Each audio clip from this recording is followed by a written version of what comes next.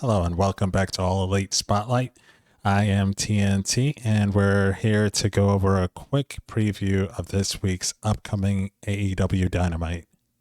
So we're coming off another hot show on Collision, which set up two World Heavyweight Championship title matches for the night.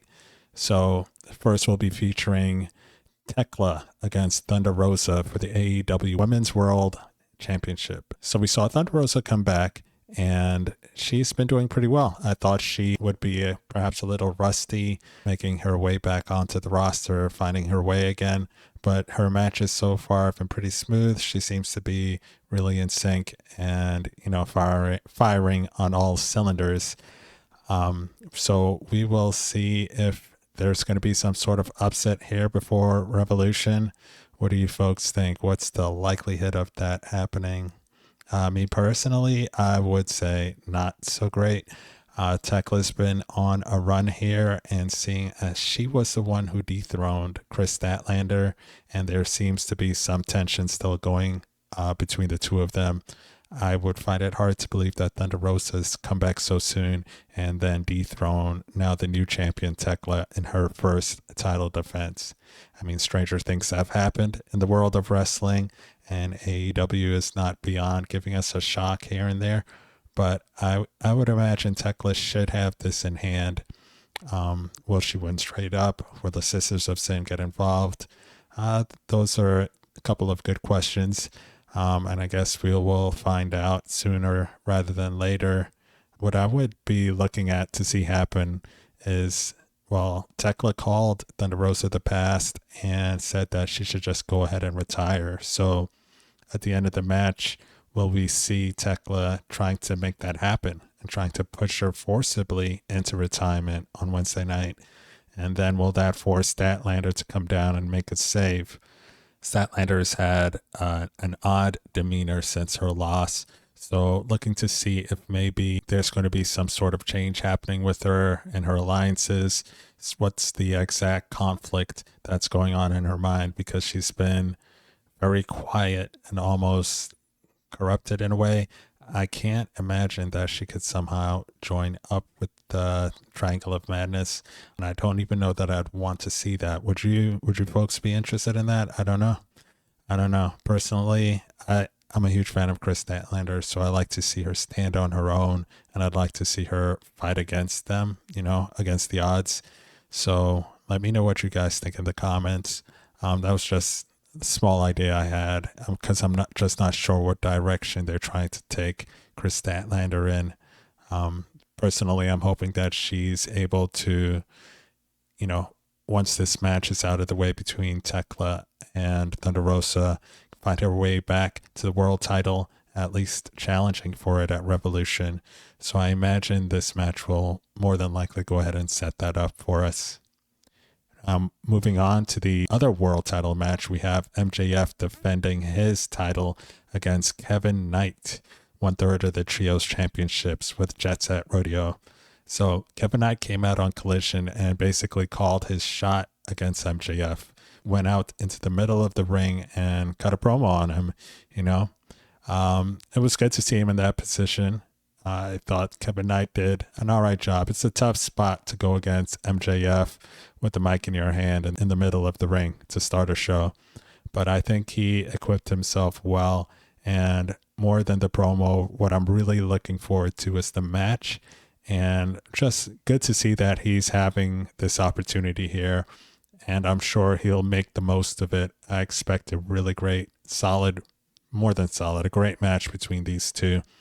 Depending, I guess, on what MJF is really actually thinking. Like if he's actually going to go through with the match. And I don't mean like he's going to pull out of the match, but I mean actually see it through to its end and not, crazy halfway through it and try to make an example out of Kevin Knight, seeing that he's partnered with MJF's opponent at Revolution, Hangman Adam Page. So is this just a way for MJF to get at Hangman, to get him riled up, to get inside his head, to cause his partner harm, maybe end up costing them the Trios Championship by taking Kevin Knight out?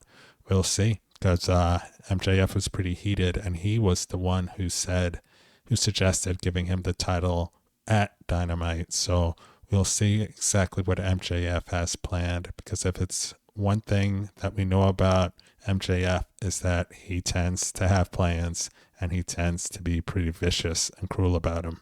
So the final match that we have promoted for the Dynamite show coming up is the Brawling Birds, Jamie Hayter and Alex Windsor, going up against the TV debuting Inspiration.